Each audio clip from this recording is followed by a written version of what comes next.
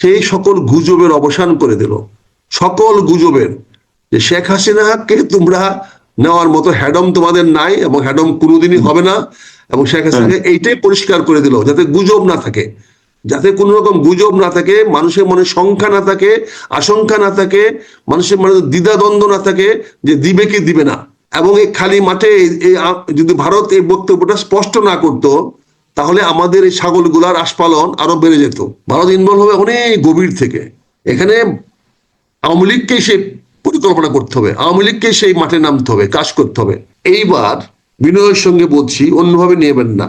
যদি কোনো লোক, বিশেষ করে আওয়ামী লীগেরা যদি ভোট কেন্দ্রে ভোট দিতে না যায়, ইনক্লুডিং হিন্দুরাও যদি না যায়, ওই এলাকার জনগণ ভালো চোখে দেখবে না, এবং তাদেরকে অনেকটা বাধ্য করা হবে যাতে তারা নির্বাচনে ভোট দিতে যায়। আগামী নির্বাচনে আপনাকে আসতে যাইতে বাধ্য করা হবে।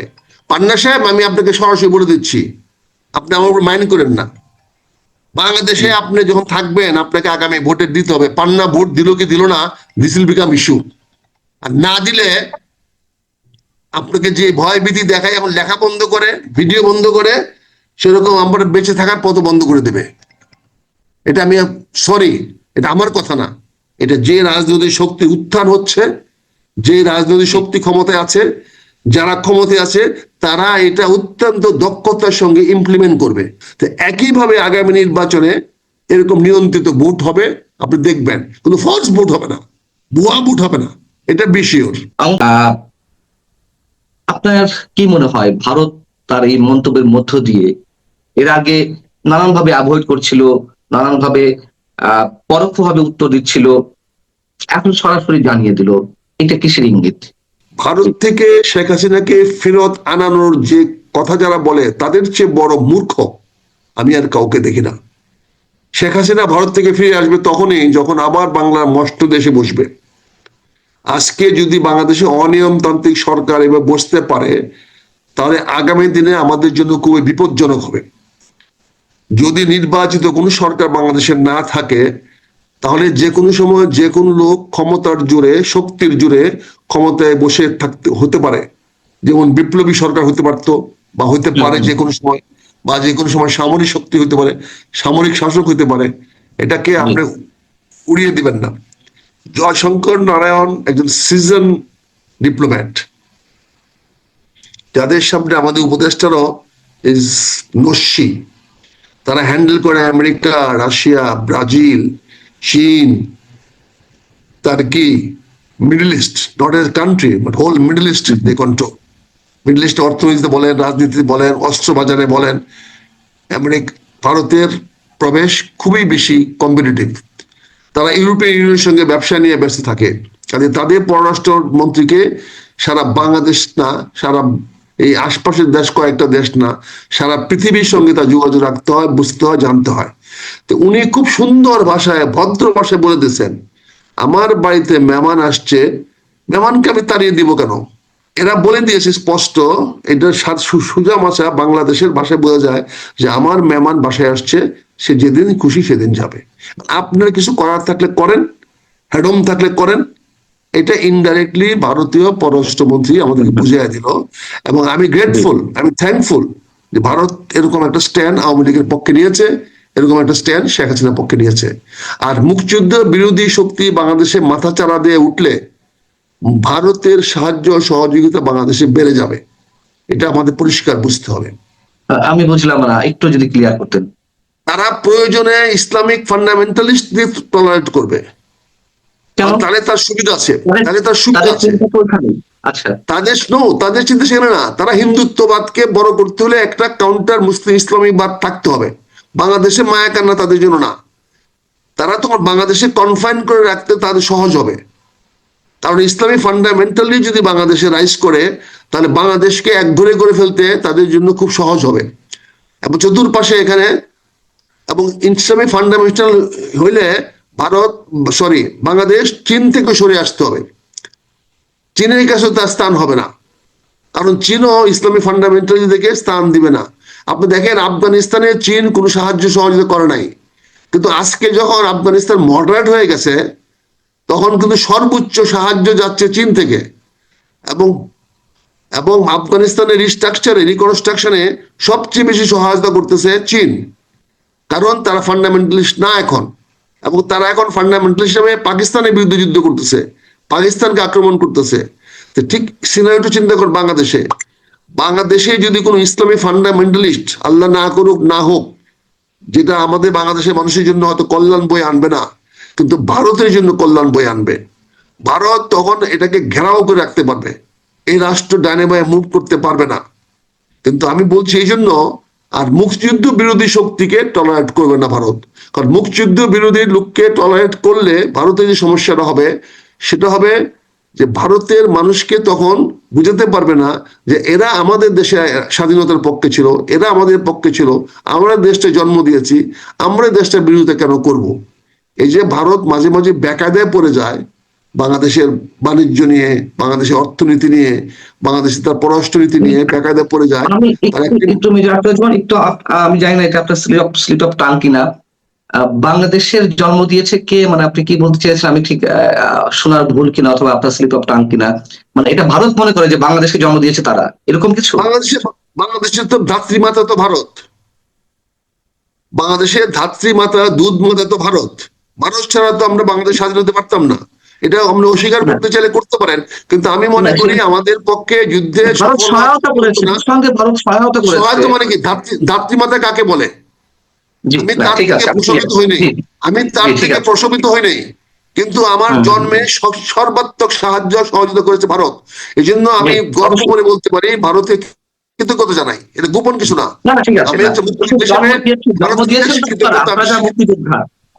জন্ম দিয়েছেন তো আপনারা যারা রণাঙ্গনের যোদ্ধা, জন্ম দিয়েছে বাংলাদেশ, না জন্ম দিয়েছে বাংলাদেশ, যুদ্ধ করেছি আমরা, মাতৃভূমি আমার বাংলাদেশ, ওর থেকে বাংলাদেশ বেরিয়ে আসছে, এবং আমরা বেরিয়ে আসছি পাকিস্তানের গর্ব থেকে,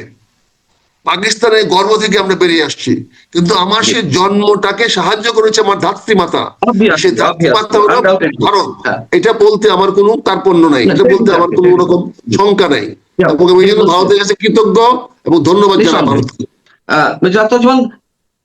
তাহলে এই যে ওপেন সার্টিফিকেট দিয়ে দিল শেখ হাসিনা বা আওয়ামী লীগকে, অর্থাৎ শেষ পর্যন্ত তারা আওয়ামী লীগ এবং শেখ হাসিনার পাশেই থাকবে, আমরা মানে এই প্রশ্ন যদি করা হয় আপনার কাছে যে এটা মিন করে কিনা, সেক্ষেত্রে কি বলবেন যে শেষ পর্যন্ত থাকবে কিনা, এই কথার মধ্যে দিয়ে সেটি প্রমাণ হয় কিনা? দেখেন, এটা নিয়ে তো কারো সন্দেহ থাকা উচিত না। ভারত তো গুজবের রাজনীতি, যেহেতু বাংলাদেশের লোকেরা খুব আস্ফালন দেখাচ্ছে, সরকারের লোকেরা তাকে ধরে নিয়ে আসবে, এই করবে সেই করবে, শফিকুর রহমানের মতো লোক, এটা ফাজিল, সেই সমস্ত কথাবার্তা বলে, তা মাগুরাতে গিয়া সে নির্বাচন করবে? সে কদিন পরে পরে মাগুরা যায় কেন, এবং মাগুরা গিয়ে গিয়ে বড় বড় কথা বলে জনগণের সামনে। তো সেই সকল গুজবের অবসান করে দিল, সকল গুজবের, যে শেখ হাসিনাকে তোমরা নেওয়ার মতো হ্যাডম তোমাদের নাই, এবং হ্যাডম কোনোদিনই হবে না, এবং শেখ হাসিনাকে এইটাই পরিষ্কার করে দিল, যাতে গুজব না থাকে, যাতে কোন রকম গুজব না থাকে, মানুষের মনে সংখ্যা না থাকে, আশঙ্কা না থাকে, মানুষের মনে দ্বিধাদ্বন্দ্ব না থাকে যে দিবে কি দিবে না। এবং এই খালি মাঠে যদি ভারত এই বক্তব্যটা স্পষ্ট না করতো, তাহলে আমাদের এই ছাগলগুলার আস্ফালন আরো বেড়ে যেত, এগুলো আরো বলতো ধরে নিয়ে আসতেছি, পাঠায় দিচ্ছি, কালকে পাঠায় দিবে, বলতে পারতো। তারা বলেছে, সম্মানের সঙ্গে বলেছে যে সাবেক প্রধানমন্ত্রী শেখ হাসিনা যতদিন ইচ্ছা বাংলাদেশে থাকবেন। এখানের মধ্যে মারপেচ আছে, না এখানে, না না এখানে মারপেচ আছে, এখানে কথাটা শুনেন ভাই, মারপেচ আছে। যতদিন থাকবেন, তিনি যদি কালকে কমফোর্টেবল ফিল করেন যে বাংলাদেশে আসার দরকার আমার, বাংলাদেশ নিয়ন্ত্রণে আসছে, তাহলে উনি স্বাধীনভাবে আসতে পারবেন। ওইটারও ক্লিয়ারিফিকেশন দিয়ে দেওয়া হলো, এটারও ক্লিয়ারিফিকেশন দিয়ে দিল শেখ হাসিনা বাংলাদেশে তার ইচ্ছা অনুযায়ী প্রত্যাবর্তন করার সুযোগ শেখ হাসিনা সংরক্ষণ করে, এটার ইঙ্গিত উনি দিয়ে দিলেন। এই ইঙ্গিতটা বুঝতে হবে। এই ইঙ্গিত কি মিন করে, মানে এই ইঙ্গিতটার মানে পূর্ণাঙ্গ রূপটা কি? পূর্ণাঙ্গ রূপ, শেখ হাসিনা যদি বাংলাদেশের রাজনীতিকে আবার তার দিকে নিয়ে যেতে পারে, যদি তার পক্ষে নিয়ে যেতে পারে, জনগণকে যদি সে বুঝাতে পারে যে সে ভুল করে নাই, বা তাকে আবার জনগণ তো গ্রহণ করতে পারে। সেই প্লট নির্মাণের জন্য আওয়ামী লীগের জন্য বা শেখ হাসিনার জন্য পজিটিভ প্লট নির্মাণের জন্য ভারত কি আরো আনুষঙ্গিক যা যা করার সেগুলো করবে কিনা, মানে সেটা ভারত তো এখানে আনুষঙ্গিক কাজ করার দরকার নেই। ভারত কেন ইনভলভ হবে? ভারত ইনভলভ হবে অনেক গভীর থেকে। এখানে আওয়ামী লীগকে সে পরিকল্পনা করতে হবে, আওয়ামী লীগকে সেই মাঠে নামতে হবে, কাজ করতে হবে। এই যে আগামী নির্বাচনটা হচ্ছে, সেই নির্বাচনে আওয়ামী লীগের অংশগ্রহণ করাটা বড় মুখ্য বিষয় নয়, কিন্তু আওয়ামী লীগের ভোটাররা কোন দিকে ভোট দেয় এবং তাদের ভোট কেন্দ্রে গিয়ে তাদের ভোটের মাধ্যমে তারা যদি নাকে জয়লাভ করে ফেলায়, তখন কি হবে বলেন তো? তো রাজনীতি কোন দিকে যাবে? কাজে এখানে অনেকগুলা খেলা আছে, সেই খেলাগুলো রাজনীতির দৃষ্টিতে আমাদের চোখে ভাসে, আপনাদের কাছে হয়তো একটু ধোঁয়াশা মনে হয়, আপনারা বুঝেন কিন্তু আমাদের মুখ দিয়ে বলাতে চান। কাজে রাজনীতির কতগুলো জিনিস আমাদের কাছে খুব স্পষ্ট, আমরা রাজনীতি কতগুলো দিক নির্দেশন ধ্রুব তারার মতো দেখতে পাই যে হ্যাঁ এগুলা স্পষ্ট, এগুলো হবে, এগুলো হতে যাচ্ছে, এগুলো হতেই হবে। তাহলে আগামী নির্বাচন কি আওয়ামী লীগ সহই হবে? কোনো অবস্থাতে আওয়ামী লীগ সহ হবে না, কোনো ন্যূনতম 1% চান্সও নাই যে আওয়ামী লীগ সহ হবে।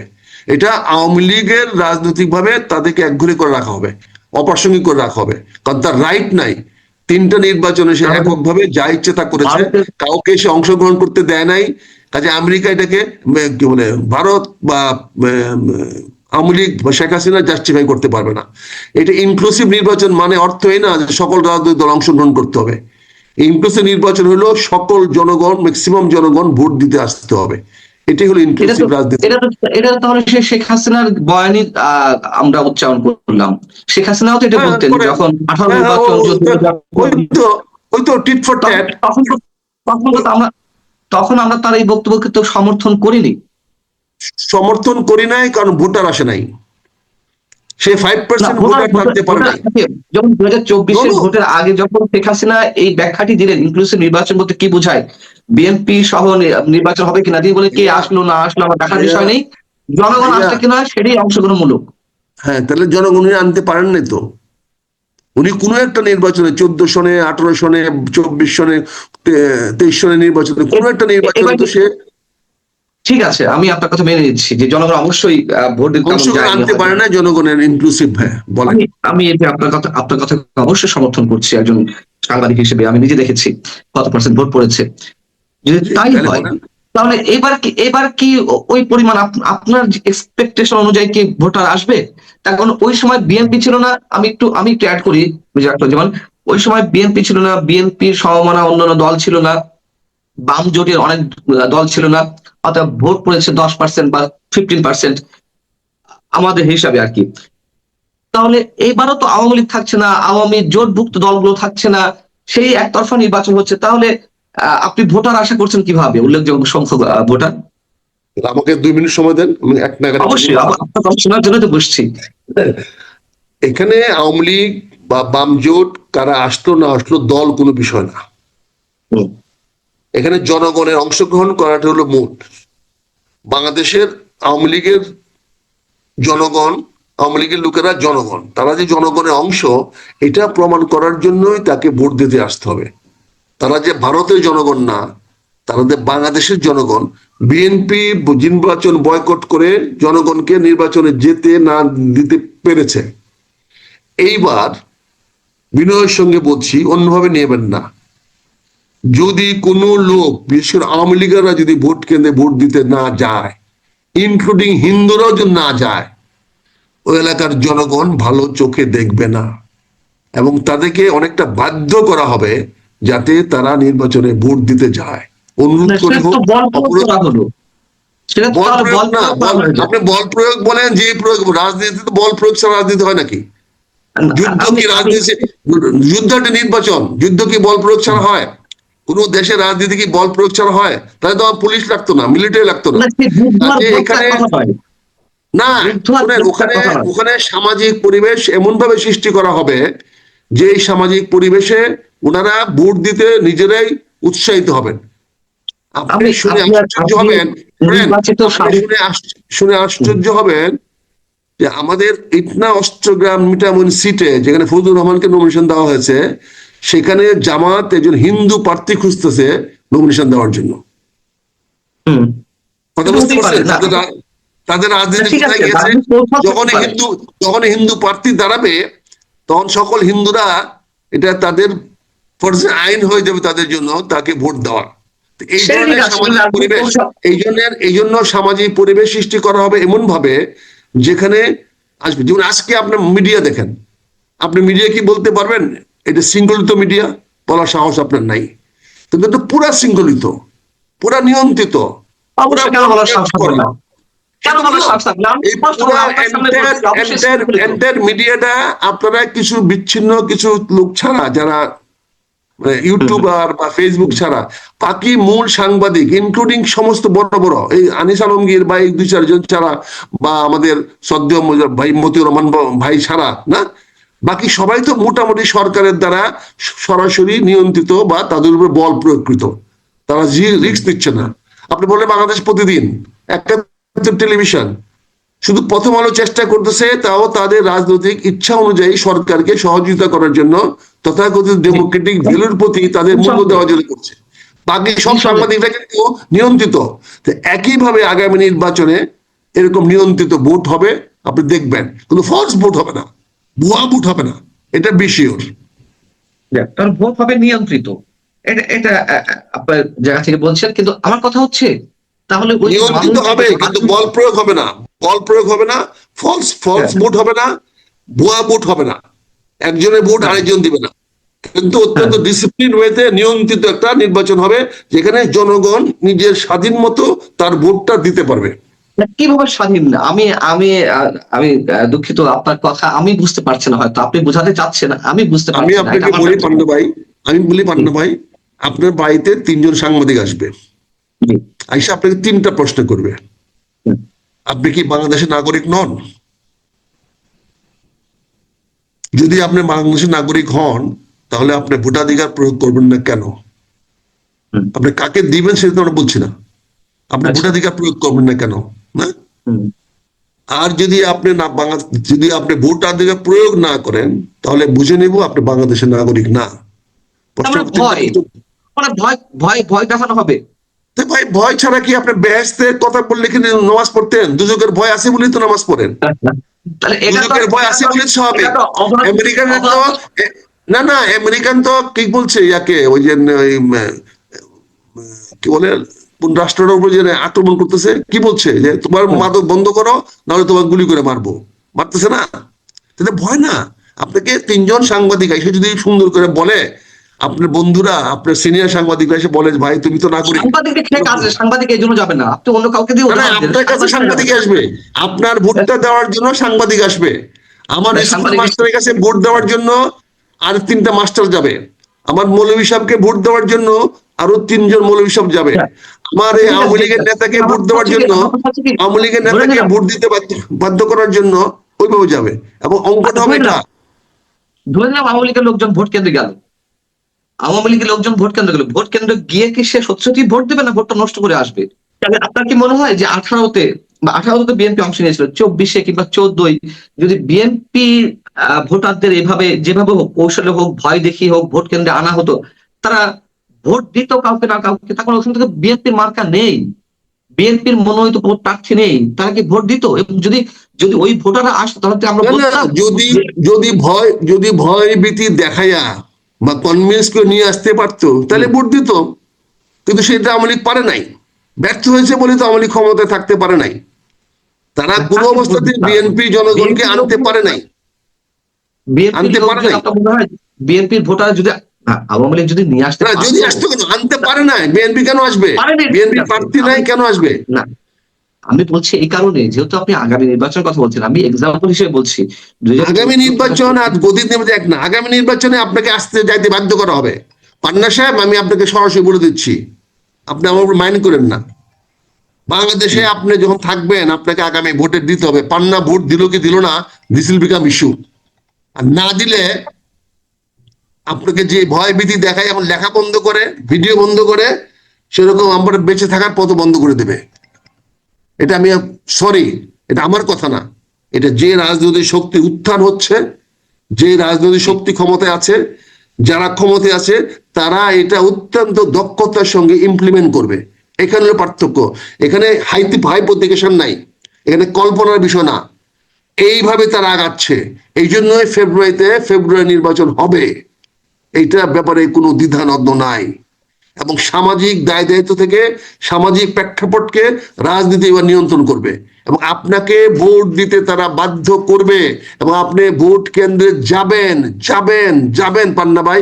আপনাকে দিয়ে আমি এক্সাম্পল দিব ফেব্রুয়ারি নির্বাচনের পরে। আমি শেষ কোশ্চেনটা করি, আমরা শেষ করবো 1 মিনিটের মধ্যে। জয়শঙ্করের এই মন্তব্যের মধ্য দিয়ে শুধু শেখ হাসিনার ওইখানে নির্বিঘ্নে অবস্থানটি ক্লিয়ার হলো, নাকি আরো অনেক কিছু? তিনটা জিনিস ক্লিয়ার হলো জয়শঙ্করের বক্তব্যের মাধ্যমে। সেটি হচ্ছে শেখ হাসিনা যতদিন ইচ্ছা ততদিন ভারতে থাকতে পারবে। দ্বিতীয়, তিনি মেনশন করলেন তিনি যখন চাইবেন বাংলাদেশে ফিরে যাওয়ার জন্য ওনার মন মতো পরিবেশ তৈরি হবে, ওনার নিরাপদ পরিবেশ তৈরি হবে, তখন তিনি সেখানে ফিরে যেতে পারবেন। আর তৃতীয়ত, পরিষ্কার করে দিলেন সারা বিশ্বের সামনে যে শেখ হাসিনাকে ভারত কখনোই কারো হাতে তুলে দিবে না। না, এটা তো ঠিক আছে, এটা কাছাকাছি উত্তর সব, কিন্তু বাংলাদেশের রাজনীতিতে কোনো প্রভাব পড়বে কিনা? বাংলাদেশের রাজনীতিতে শেখ হাসিনা কোনো প্রাসঙ্গিক না, আওয়ামী লীগ কোনো প্রাসঙ্গিক না এখন। আর এই ব্যাপারে খুব প্রভাব পড়বে বলে আমার মনে হয় না। তবে প্রভাব পড়বে কিছু ওই যে ফাজিল উপদেষ্টা গুলো আছে না, বড় বড় কথা বলে, যত না তার শরীরে মাপ তার চেয়ে বড় কথা বলে, ওই ফাজিলদের মুখে দুইটা বড় থাপ্পড় দিয়ে দিল জয়শঙ্কর। ওই ফাজিলদের মুখে দুইটা বড় থাপ্পড় দিল জয়শঙ্কর। এটা হলো চতুর্থ। যদি আপনি বলেন তাহলে আপনি তিনটা বলছিলেন, আমি তিনটা বলে চতুর্থ হলো যে এই ফাজিলদের গালে দুইটা ভালো করে স্যান্ডেল দিয়া থাপ্পড় দিয়ে দিল। আর ভারতের কোনো প্রভাব পড়বে কিনা বাংলাদেশের রাজনীতি? আমি শেখ হাসিনার প্রভাব নেই আপনি বলছেন, ওটা আপনার মন্তব্য ঠিক আছে, কিন্তু ভারতের কোনো প্রভাব পড়ছে কিনা আর এই ভারত বিশাল একটি দেশ। ভারতের জনগণ বাংলাদেশ নিয়ে ভাবে না, চিন্তাও করে না। আমি ভারতের পশ্চিমবাংলার রাজনীতির সঙ্গে কথা বলে দেখেছি, কেউ বাংলাদেশকে নিয়ে এত ভাবে না। তারা জানে আমার কোনো অসুবিধা নেই, আমি পেঁয়াজ বিক্রি করতে পারতেছি 100 টাকা কেজিতে, যেখানে তার বাজারে 35 টাকা কেজি। He is happy. তার দাদা আসছে, স্মাগলিং হচ্ছে পেঁয়াজ, কোনো সমস্যা নাই, আসতেছে। আপনি কিন্তু প্রথমেই বললেন যে বাংলাদেশের মুক্তিযুদ্ধ বিরোধী শক্তির উত্থান ভারত মেনে নিতে পারে না, তাহলে তারা ইনভলভ হবে না? এখন পর্যন্ত তো বাংলাদেশের স্বাধীনতা বিরোধী কোন শক্তি উত্থান হয় নাই। তারা সম্ভাবনার কথা বলছে, অস্বীকার তো করে না। আস্ফালন দেখা যাচ্ছে, আস্ফালন করতেছে। তাহলে আস্ফালন দেওয়ার লোককে আমি জিজ্ঞাসা করতে যাবো, তাহলে তো কগনিজে নেওয়া হলো তার বক্তব্যটাকে, তার বক্তব্য কগনিজে নেওয়া হলো। কারণ আমি কেন নিবো? সে দেখি না কি করে। আমার তো ক্ষমতা আছে লাস্ট মুহূর্ত পর্যন্ত।